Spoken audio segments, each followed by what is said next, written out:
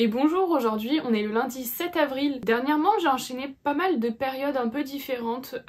J'ai été pendant longtemps dans une période un peu déprime, où je me levais le matin, j'avais envie de rien. Et c'était horrible à vivre parce que je déteste ça. Je déteste ce sentiment d'avoir envie de rien alors que d'habitude je suis quelqu'un qui a plein de projets, qui a envie de faire plein de trucs, de créer. Et donc vraiment d'avoir des moments comme ça où je ne trouve plus le sens à la vie, c'est très déprimant et c'est très peu agréable. Et là, ça fait quelques temps où je me lève le matin, j'ai envie de faire des trucs, alors là c'est génial parce que ça fait du bien et ça fait longtemps que j'ai pas été comme ça. Par contre je suis super fatiguée en ce moment et j'ai du mal à me lever à cause de la fatigue, donc ça faut vraiment que j'essaye de me reprendre un rythme un peu carré et dormir assez la nuit. Mais sinon je suis motivée, j'ai envie d'avancer dans mes projets, vraiment j'ai envie de mettre un coup de pied dedans. Je pense que ma motivation a été un petit peu créée par le fait que ces derniers temps j'ai dû faire plein de trucs en dehors de mon boulot et du coup ça m'a grave ralenti sur ma peinture et sur tout ça. Du coup maintenant que je suis dispo et que je peux avancer, j'ai envie d'y aller à fond quoi. Donc là ce matin j'ai réimprimé un beau petit stock de modes d'emploi pour les Suncatchers. Il y a pas longtemps j'en ai remis en stock mais j'avais pas assez de modes d'emploi pour en remettre encore plus en stock. Donc c'est ce qu'on va faire aujourd'hui. Là je vais tout découper, je vais tout emballer et remettre le stock sur ma boutique. Les amis, avant ça finalement j'ai reçu une commande. Donc on va faire la priorité qui est emballer la commande puis l'envoyer.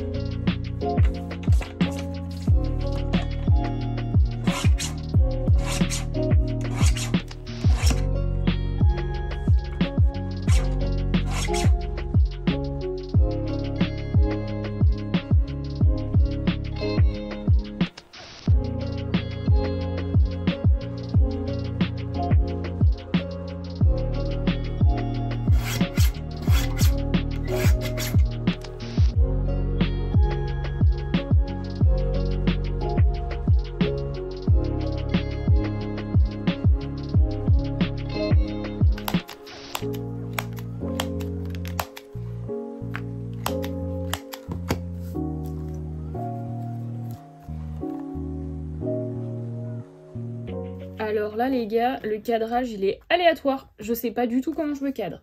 J'espère qu'on me voit un peu quand même. J'espère que j'ai pas la tête coupée. J'étais en train de faire les petits coins de mes cartes. Et je suis en train de m'endormir sur place. Quand je vous dis je suis fatiguée. Bon après, il y a aussi le fait que là dans ma pièce il fait très chaud parce que je suis sous les toits et il commence à faire vachement beau dehors. Ça c'est trop cool parce que du coup je pense que ça contribue à ma motivation du moment. Mais du coup la chaleur ça m'endort. Puis je fais un truc répétitif. Là, je suis à deux doigts de genre juste dormir sur mon bureau. Hop, voilà. J'ai fait tous les coins. J'ai tout découpé. Maintenant, il va falloir que je refasse un petit stock de mes Suncatchers.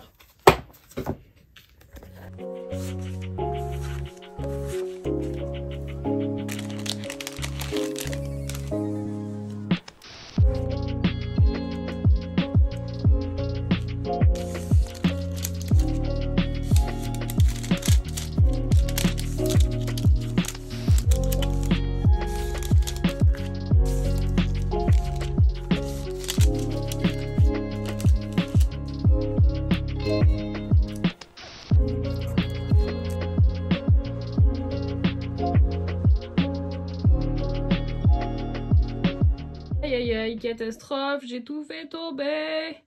Et voilà, c'est ça de faire des choses en étant fatigué. On fait des catastrophes. Non mais j'ai voulu prendre tout mon petit tas de Suncatcher et les pochettes sont glissantes, c'est du plastique et du coup, vioup, hop là, disparu de la main.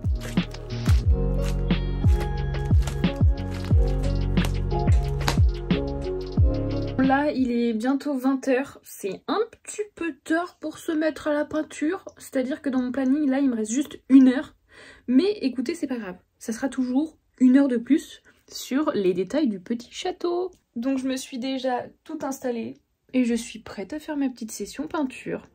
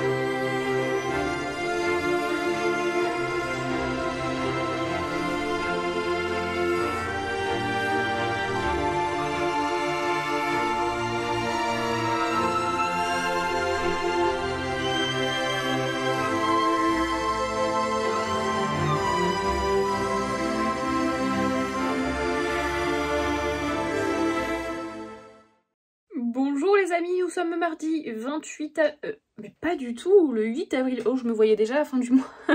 Non, on est le 8 avril. J'ai terminé la peinture des orgueils et préjugés. Je suis contente. C'est tellement satisfaisant d'être au moment où tu termines la peinture parce que c'est quand même beaucoup de travail, beaucoup de temps, des efforts, des fois du casse-tête. Et du coup, voilà, je suis très contente d'avoir terminé. Ce qui veut dire que je vais bientôt pouvoir commencer un nouveau livre. Et j'ai ma petite idée du livre que je veux peindre. Et donc là, voyez-vous, pour me féliciter du bon travail que j'ai fait, je vais tout bonnement aller me manger un petit Reese's. Parce que j'adore les Reese's. C'est un truc tombé du ciel. Alors je pense que c'est très mauvais pour le corps, hein. Probablement. Je pense qu'il n'y a rien de très sain à l'intérieur. Mais qu'est-ce que c'est bon! Pour tout vous dire, les Reese's, j'en mange jamais. Et là, j'en ai acheté récemment parce que je voulais me féliciter d'avoir vendu mon premier livre. Voilà, c'est un petit peu symbolique. Je me l'étais dit déjà il y a longtemps en mode objectif, quand je vendrai mon premier livre, bah, je pourrais m'acheter des Reese's et profiter.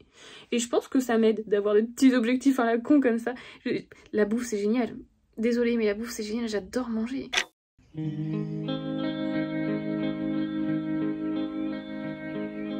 est où? Oh la vache! Oh, faut monter, hein.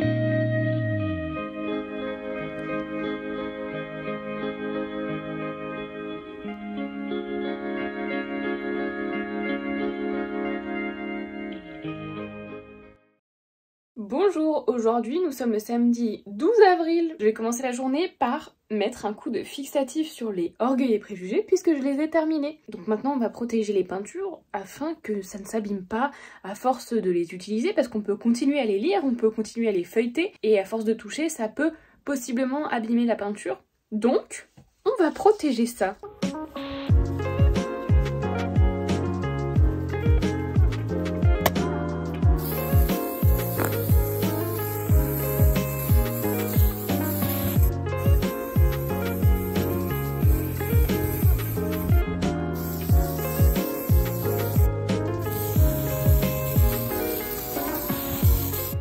Retour face à mon ordinateur pour faire roulement de tambour du montage vidéo. Et oui, il va falloir que je fasse mes petits TikTok habituels quand j'ai fini un livre. Je fais un TikTok où je montre le livre en entier avec le processus de peinture. Je fais une vidéo où je craque les pages et qui est géniale. En plus, ces livres-là, particulièrement le livre Orgueil et préjugés en anglais, a des pages qui sont faites pour le craquement de pages, qui craque bien plus que certains autres livres. Par exemple, celui en français a craqué un petit peu, mais beaucoup moins. Alors que celui en anglais, il craque mais divinement bien et c'est génial. Donc j'en fais une petite vidéo. C'est assez satisfaisant à écouter, du coup voilà. Et je fais aussi la vidéo qui concerne uniquement la dernière peinture, puisque j'ai déjà publié la première peinture, la deuxième peinture. Maintenant, il faut faire la troisième. Donc voilà, je vais me coller au montage pendant quelques heures. Ça je peux vous dire, c'est un vrai gymnaste. Maintenant, un peu plus tard dans la journée, là je me suis posé un sacré temps pour calculer les prix de mes livres, donc Orgueil et préjugés, pour pouvoir faire la fiche produit et les publier sur ma boutique. Du coup, maintenant, une fois que ça c'est fait, il faut que je m'occupe de tout le reste de la fiche produit, c'est-à-dire les photos, une vidéo de présentation, toute la description, etc. Donc là, je me mets un petit temps sur les photos.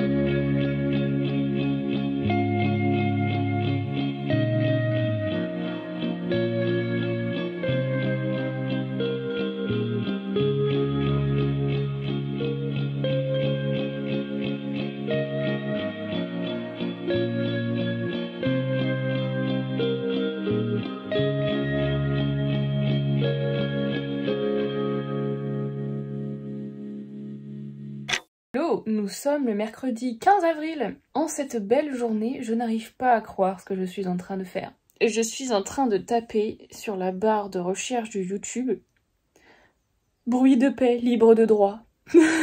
Je sais même pas s'il y a des bruits de paix qui sont pas libres de droit. Et c'est tout ça pour faire une petite séquence au montage vidéo et tout, mais vraiment un rikiki quoi. Par contre, quand on cherche, il y a plusieurs propositions qui sont faites dans la barre de recherche. Vous savez, c'est les propositions que les gens cherchent. Et là, il y a bruit de mer libre de droit, logique. Enfin, ça va, c'est sympa, le bruit de la mer, les petites vagues et tout ça. Bruit de fond dehors, pareil, les petits oiseaux et tout, c'est chouette. Bruit de paix 4 heures. Il y a vraiment des gens qui écoutent des bruits de paix pendant 4 heures. Ah d'ailleurs, il y en a un qui est drôle aussi. Bruit de paix instru. Ouais, ça c'est sympa. Faire une petite musique avec des bruits de paix. Je vous le dis, c'est la pire recherche à faire. Parce que là, il y a des bruits, je suis sûre que vous voulez pas les entendre. Parce que moi, je suis pas ravie en tout cas. Quand je vous disais que mon chat venait prendre toute la place sur mon bureau, et c'est pas la petite toute noire nounours là qui est une petite boule de poils, non là c'est le grand chat, et ben il a migré du bureau jusqu'à sur mes genoux. En ce moment c'est son petit truc, il veut dormir sur mes genoux quand je travaille. Alors certes c'est cool, ça prend moins de place sur le bureau, je peux un peu m'étaler, mais faut absolument pas que je bouge de mon fauteuil, sinon c'est le drame. Aujourd'hui, j'ai passé beaucoup de temps à faire du montage, à publier mes TikTok, mes Reels, tout ça. J'ai fait un peu de cuisine, donc ça m'a pris du temps aussi dans la journée. Donc maintenant, on va commencer un nouveau projet de livre et on va s'attaquer à une belle bête. Voici l'intégrale du Seigneur des Anneaux en anglais aux éditions HarperCollins. Et il est magnifique. Là vous voyez pas parce qu'il est encore sous blister, mais le noir là c'est qu'une jaquette et en dessous il est rouge, c'est sublime. Et comme vous pouvez l'observer, ça me fait une super belle surface pour peindre. Donc comme à chaque début de nouveau projet sur la peinture de livre, j'ai besoin de faire un petit brainstorming sur qu'est-ce que j'ai envie de peindre dessus. Et je pense déjà avoir fait mon choix. Je vais faire une belle maison de Hobbit sur cette grande face et là sur les autres petites faces faire quelque chose de très léger. Rien de figuratif, juste un dégradé de vert. Comme ça permettrait que je mette moins de temps sur la peinture et que du coup je le vende moins cher que s'il avait 3 peintures. Donc là mon job c'est de prendre en photo la tranche pour pouvoir avoir les proportions, faire un petit montage photo sur Procreate avec mes images de référence et ensuite ça sera mon modèle pour pouvoir dessiner dessus et peindre le livre.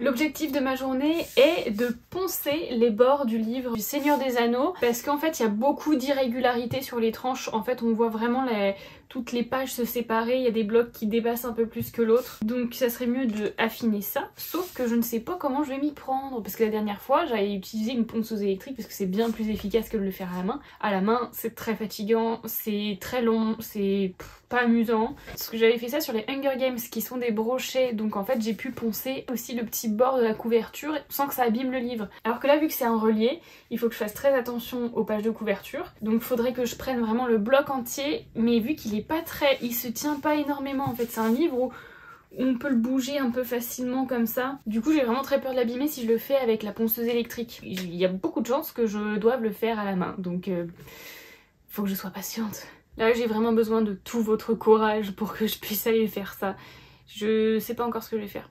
Parce qu'en fait le problème c'est que si j'utilise une ponceuse électrique, vous voyez, les pages elles sont pas forcément droites, la tranche n'est pas droite, elle est un petit peu incurvée comme ça, et si j'utilise une ponceuse électrique ça va vraiment aplatir tout. J'ai peur que ça abîme le livre, j'ai peur que ça rentre pas bien.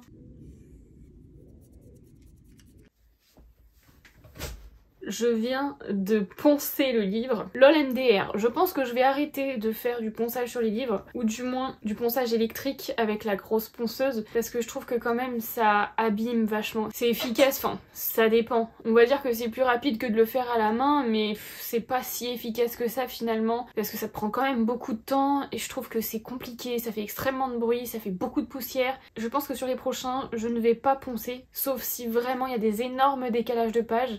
S'il y a des énormes décalages, je le ferai à la main et puis on sera tranquille. Mais je vais arrêter ça parce que je trouve qu'il y a beaucoup trop de moins que de plus à faire du ponçage.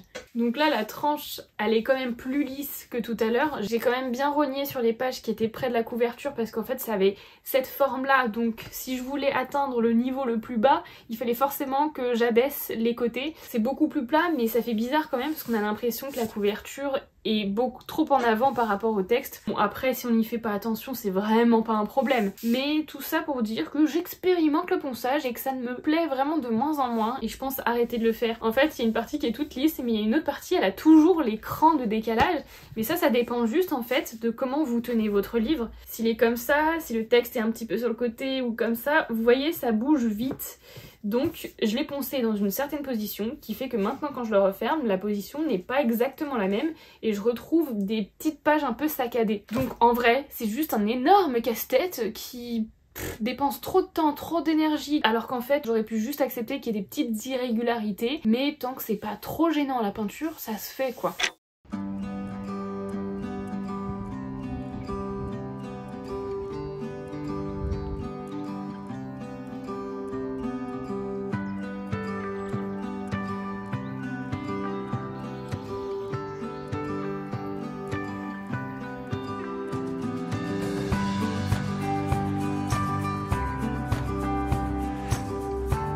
Bonjour, aujourd'hui nous sommes le dimanche 20 avril. On s'est lâché sur le ponçage du Seigneur des Anneaux. Maintenant qu'il est poncé et protégé, on va s'attaquer au croquis. Je vais faire toute une grille de construction pour pouvoir m'aider à garder les bonnes proportions et après on se lance sur le croquis.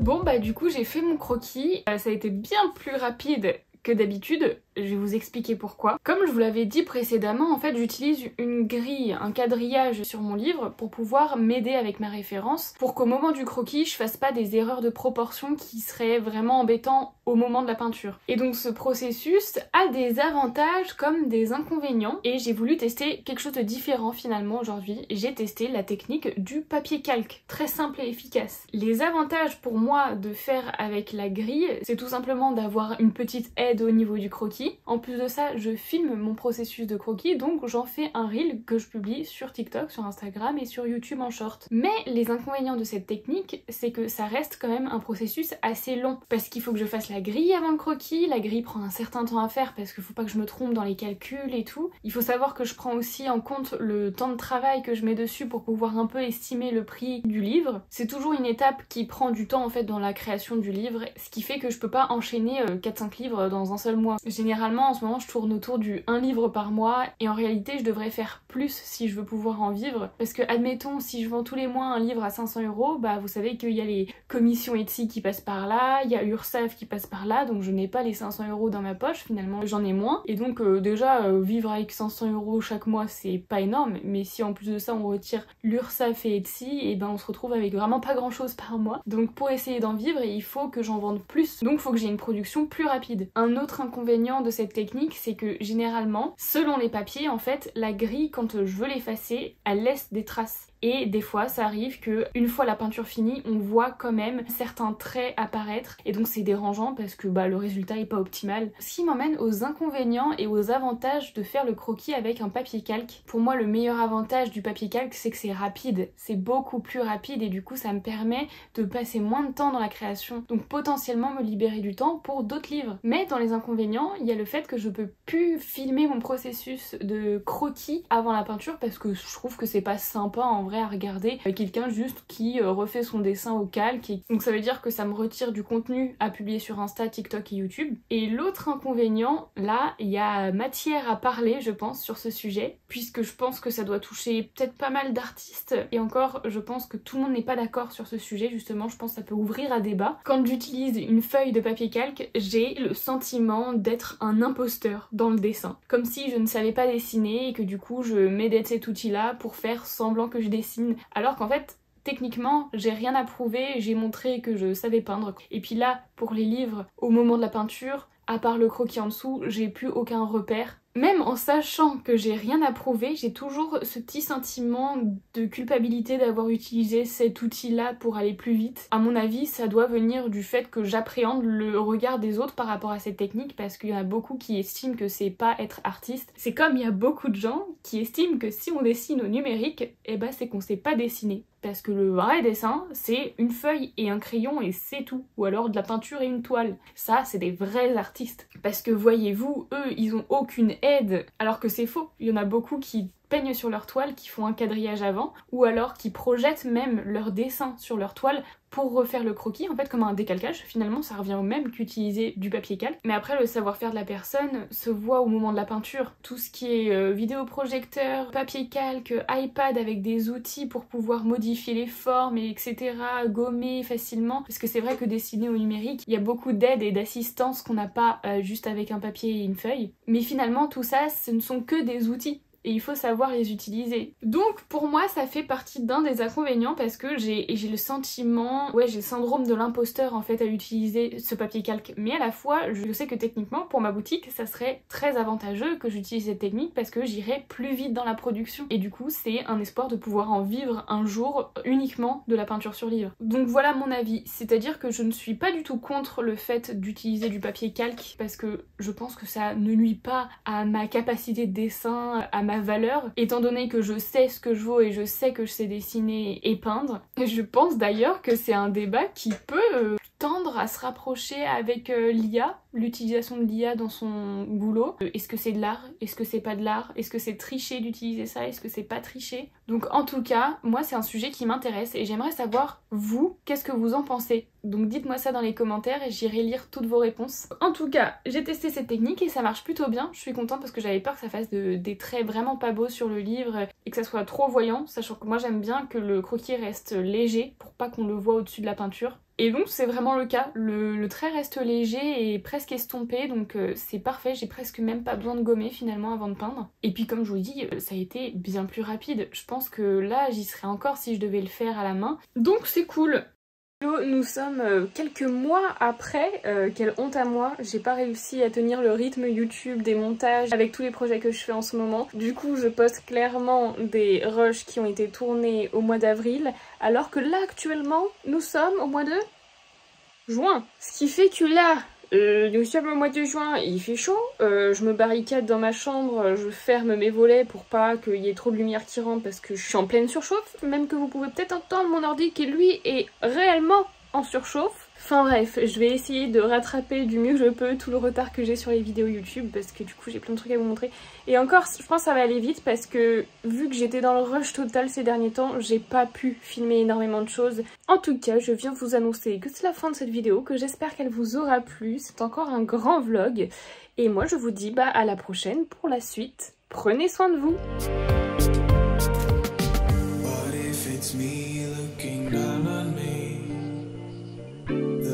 Above must also be. This could go on for infinity.